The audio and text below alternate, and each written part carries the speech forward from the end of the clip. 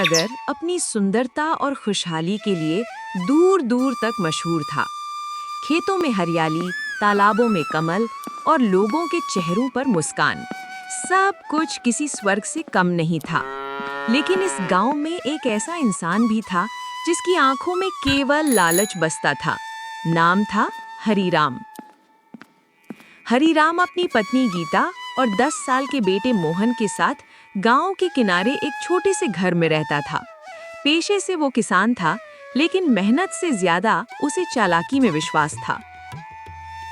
गीता, जल्दी खाना दो, मुझे खेत में जाना है। हरीराम आवाज लगाता है। गीता जल्दी से रोटियां और आलू की सब्जी बांध देती है। लो जी, आज तुम्हारी पसंद की सब्जी बनाई है। वाह गीता, आज तो मूड ही बन गया। खाना लेकर खेत की ओर चला गया। चलते चलते उसके दो साथी राजू और बनवारी मिल जाते हैं। राजू बोला, अरे हरीराम भाई, सुना है इस बार सूखा पड़ने वाला है। बारिश नहीं होगी तो फसलें कैसे बचेंगी? तुम दोनों हमेशा डरते रहते हो। अगर बारिश नहीं होगी तो पानी कहीं और से ले लेंगे। जुगाड़ तो मेरे पास हमेशा रहता है। बनवारी ने कहा। लेकिन भाई, कुएं का पानी भी सूख रहा है। हम गरीब लोग हैं, क्या करेंगे? अरे किया हुआ तो मेरे खेत में तो कुआं गहरा है, और अगर पानी खत्म भी हुआ तो मैं बेच दूंगा, लेकिन मुफ्त में नहीं। राजू ने मजाक में कहा। अच्छा, अब तू भगवान बन जाएगा क्या? हरीराम ने मुस्कुराते हुए कहा, भगवान नहीं, समझदार आदमी हूँ। जो समय को समझे वही जीतता है।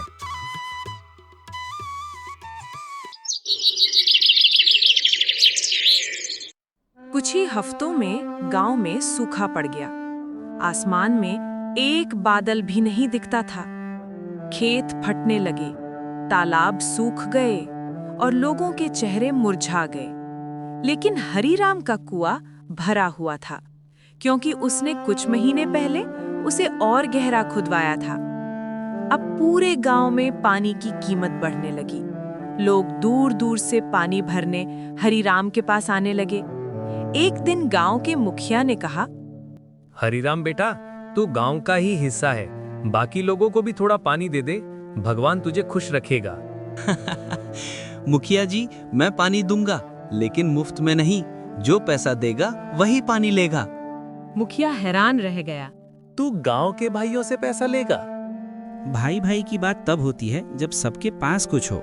मेरे पास है, उनके पास नहीं, तो भाई नहीं, ग्राहक समझो। लोग मन मारकर हरीराम से पानी खरीदने लगे। 10 रुपए का एक घड़ा पानी किसी के लिए जान बचाने जैसा था। धीरे धीरे हरीराम ने पानी बेच बेच कर इतना पैसा कमा लिया कि उसने अपने घर के बाहर एक बड़ा बोर्ड लगवाया, हरीराम जल सप्लायर, शुद्ध और ठंडा पानी, 20 रुपए प्रति घड़ा। एक दिन उसकी पत्नी गीता ने कहा, सुनिए, ये जो आप कर रहे हैं ना, ये सही नहीं है। भगवान ने ये पानी सबके लिए दिया है, किसी के बेचने के लिए नहीं। हरीराम ने गुस्से में कहा, अरे औरत, तू भगवान की बात छोड़, पैसा कमा ले। भगवान रोटी नहीं देता। देखना, जब सब प्यासे मरेंगे तब भी मेरे घर की छत पर सोने की परत चढ़ी होगी। गीता ने सिर झुका लिया, लेकिन उसके दिल में डर बैठ गया, क्योंकि उसे यकीन था जो दूसरों की प्यास से खेलता है उसे कभी सुकून नहीं मिलता। दिन बीतते गए और अब गांव में हालात और खराब हो गए। लोग अपने मवेशी बेचकर पानी खरीदने लगे। कई घरों में बच्चे भूख और प्यास से बीमार पड़ गए। एक दिन एक बूढ़ी औरत हरीराम के घर आई। उसके हाथ में मिट्टी का एक घड़ा था और आवाज कांप रही थी। बेटा, मेरी बेटी 3 दिन से पानी नहीं पिए, जरा एक घड़ा पानी दे दे, मेरे पास पैसे नहीं हैं। माफ कर अम्मा, मेरे यहाँ पानी दान में नहीं बिकता। रुपए लाओ तभी मिलेगा। बूढ़ी औरत रोती हुई चली गई और रास्ते में ही गिर पड़ी। लोग कहते हैं उसने वहीं दम तोड़ दिया।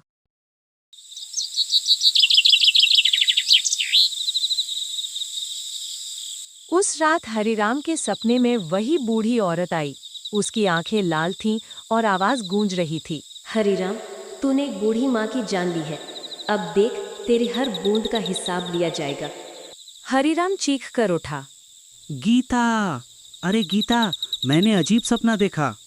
गीता ने कहा, भगवान का इशारा है, अपने कर्म सुधारो। लेकिन हरीराम ने कहा, सपनों से पेट नहीं भरता, चल कल और कुएं खुदवाते हैं। कुछ दिन बाद गांव में एक जमींदार आया।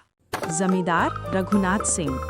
वो अपने नौकरों के साथ हरीराम के पास पहुंचा और बोला, सुना है तेरे पास पानी है, मेरे तालाब सूख गए हैं, मुझे 100 घड़े पानी दे। मिल जाएगा, लेकिन दाम लगेगा 25 रुपए प्रति घड़ा। तू बहुत चालाक है, पर लालच का फल मीठा नहीं होता। मुझे ज्ञान मत दे, पैसा दे। जमींदार ने पैसे दिए और चला गया, लेकिन जाते जाते बोला, जिस दिन ये पानी तेरे लिए जहर बन जाएगा, याद रखना वो दिन पास है। एक रात बादल गरजे, बिजली चमकी और तेज बारिश शुरू हो गई। सुखनगर का सूखा खत्म हो गया। हर कुआं, हर तालाब फिर से भर गया। लोग खुशी से झूम उठे। बच्चे तालाब में कूदने लगे। अब हरीराम के कुएं का पानी किसी को नहीं चाहिए था। उसके घर के बाहर पड़ा बोर्ड ₹20 प्रति घड़ा अब मजाक बन गया।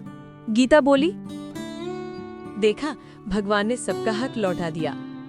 तो क्या हुआ, मेरे पास पैसा है, मैं जिंदा रहूंगा राजा की तरह।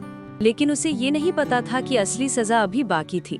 कुछ ही दिनों में लोगों ने देखा कि हरीराम का कुआं सूख नहीं रहा, लेकिन उसमें से बदबू आने लगी। जो भी उस पानी को पीता, उसे उल्टियां और बुखार हो जाता।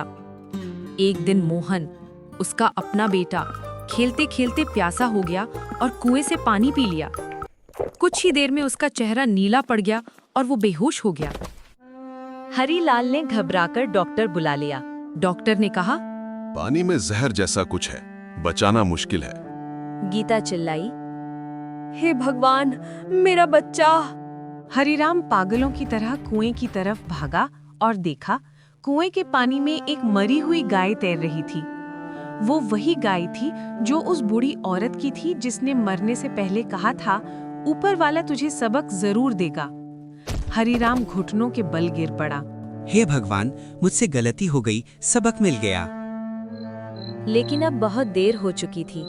मोहन ने उसी रात दम तोड़ दिया। आसमान में चिड़िया उड़ रही थी और हरीराम का सारा पैसा राख हो गया। गांव वाले उसके घर के पास से भी नहीं गुजरते थे। लोग कहते थे, वो पानी बेचने वाला जिसने सबकी प्यास से खेला था, अब खुद सूख गया। एक दिन गीता ने उसे आखिरी बार कहा, देखो जी, पैसा फिर आ जाएगा, लेकिन कर्म लौट कर वार करता है। तुमने जो दूसरों से छीना, आज ऊपर वाले ने तुमसे ले लिया। हरीराम ने गांव छोड़ दिया। उसके बाद किसी ने उसे फिर कभी नहीं देखा।